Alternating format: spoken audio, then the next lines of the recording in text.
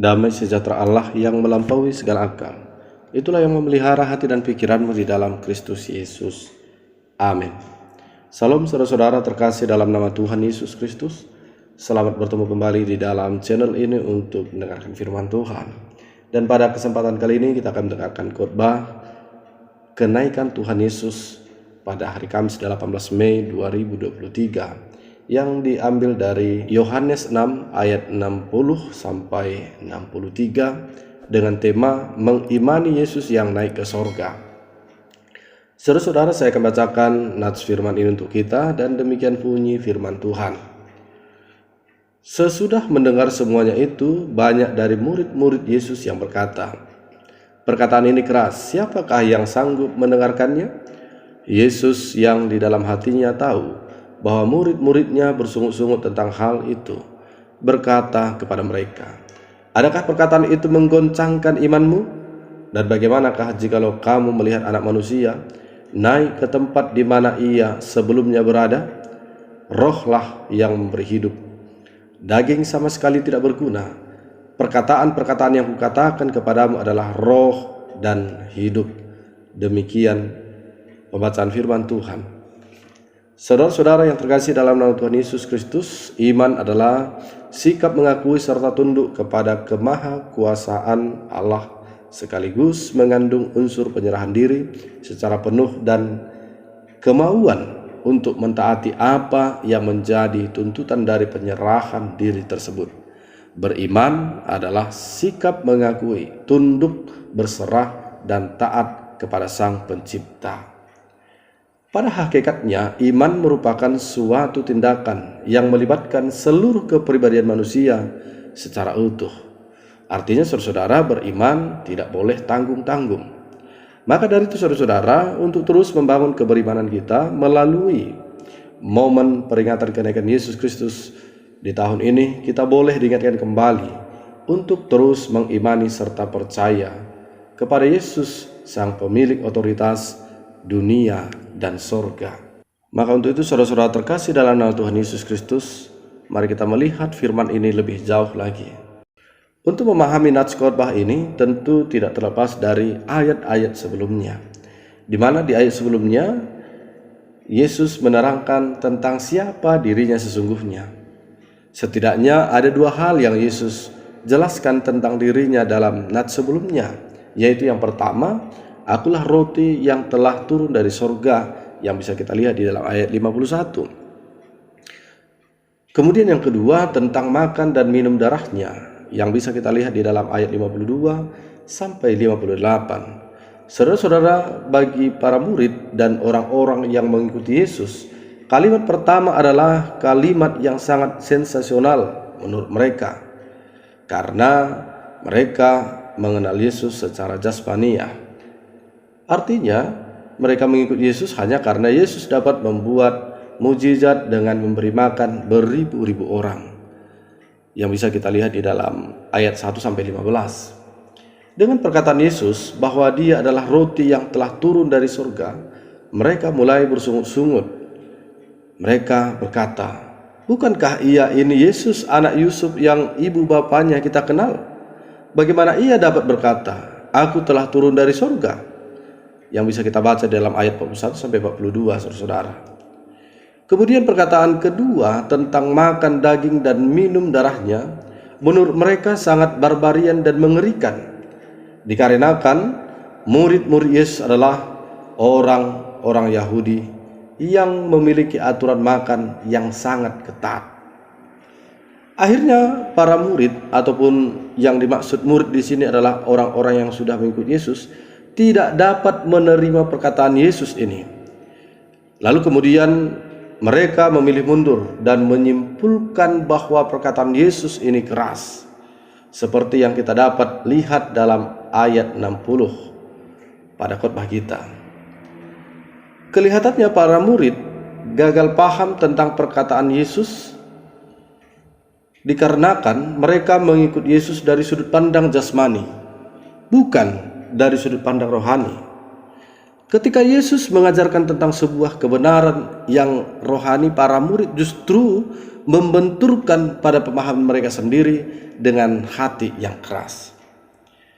Padahal Yesus Kristus sesungguhnya berbicara tentang sebuah kepastian, di mana Dia sedang berkata tentang pengorbanannya di kayu salib untuk mengalahkan maut dan memberikan hidup kepada umat manusia. Saudara-saudara, menurut Calvin, gagal pahamnya para murid-murid ini bukan tentang kerasnya perkataan Yesus, melainkan karena kerasnya hati mereka yang menyebabkan reaksi yang tidak baik dari pihak mereka.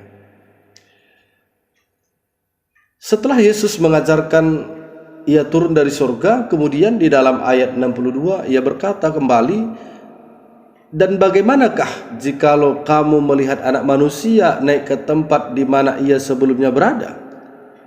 Apa maksudnya dengan kata-kata ini, saudara-saudara?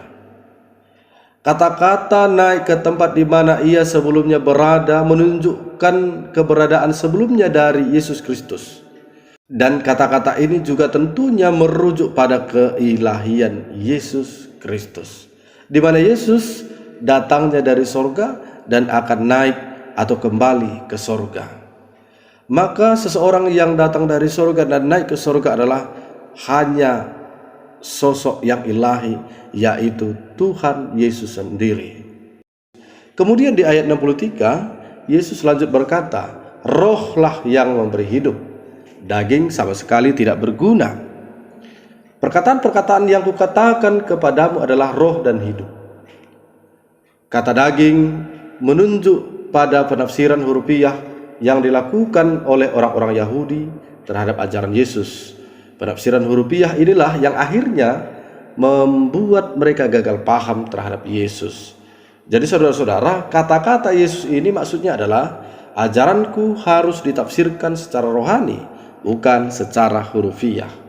Atau bisa juga dikatakan bahwa maksud Yesus adalah dagingku tidak memberi apa-apa. Berhentilah berpikir untuk makan dagingku secara hurufiah. Rohku atau pribadikulah yang memberi hidup. Saudara terkasih, ada beberapa hal yang mau disampaikan firman ini untuk kita. Yang pertama, milikilah hati dan pikiran yang terbuka ketika mendengar firman Tuhan.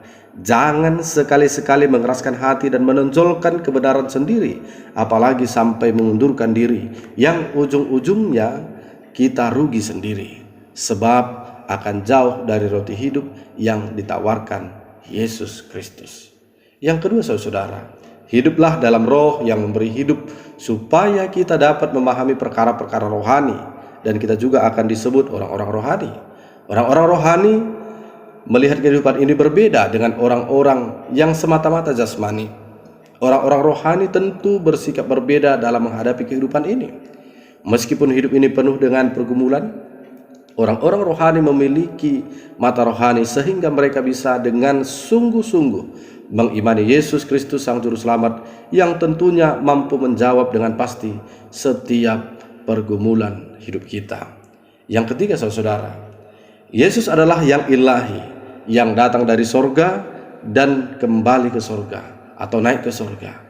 Maka dari itu mari kita mengimani bahwa Yesus benar-benar Tuhan yang memiliki dunia dan sorga, atau sebagai pemegang otoritas dunia dan sorga. Jika Yesuslah pemilik dunia dan sorga, berarti tidak perlu ada keraguan dalam mengikuti Yesus, sebab semua adalah miliknya.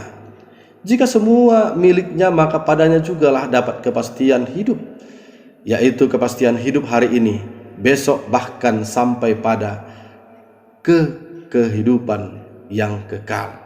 Tugas kita adalah percaya dan taat dalam iman. Saudara terkasih, sebagai penutup dalam khotbah kita adalah sebuah ilustrasi di mana ada seorang pemain akrobat yang sangat ahli melakukan segala aksi akrobat yang sangat berbahaya. Setiap penampilannya selalu membangkitkan decak kagum dari para penonton.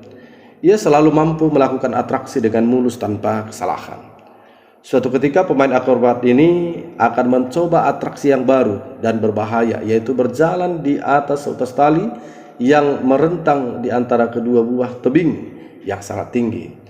Sebelum ia melakukannya, ia bertanya kepada para penonton, "Apakah saudara percaya bahwa saya bisa melakukan atraksi ini?" Penonton menjawabnya, "Kami percaya." Lalu pemain akrobat itu memulai aksinya. Ia meneliti tali itu selangkah demi selangkah dan akhirnya selamat sampai seberang.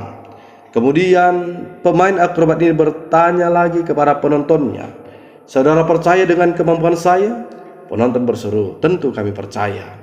Kami sudah melihatnya." Lalu ia bertanya, "Siapa di antara saudara yang bersedia dengan saya meniti tali tersebut? Saya akan menggendong saudara dan kita akan meniti bersama." Seorang penonton dengan yakin berdiri dan berkata, "Saya mau karena saya percaya dengan apa yang telah kamu lakukan." Maka mereka pun bersenang-senang memainkan permainan baru tersebut. Saudara terkasih dalam nama Yesus Kristus, ilustrasi ini sesungguhnya menggambarkan sikap kita kepada Tuhan. Ketika kita sudah melihat bahwa Tuhan berkuasa di dunia ini dan di sorga, dan Ia dapat melakukan segala sesuatu sebab tidak ada yang mustahil baginya, maka sungguh-sungguhlah beriman kepada Allah dalam Yesus Kristus. Dengan beriman yang sungguh-sungguh, maka dipastikan kita akan bersukaria di dalam Tuhan. Demikian firman Tuhan. Mari kita berdoa. Bapa dalam surga, terima kasih buat firman-Mu yang telah mengajarkan kami tentang sebuah kepastian di mana Tuhan punya otoritas di dunia ini dan di sorga. Itu menjadikan kami semakin beriman, semakin kuat bahwa Tuhan adalah pemilik segalanya dan tidak perlu ada yang kami khawatirkan dalam hidup. Untuk itu Tuhan, ajarlah kami agar senantiasa kami melihat kebesaran kuasa Tuhan dalam hidup kami. Dan Bapa yang baik, kami tetap serahkan segala dosa-dosa kami, supaya Tuhan ampuni, agar kami senantiasa layak di hadapan Tuhan. Di dalam Yesus Kristus kami bersyukur berdoa kepadamu. Amin.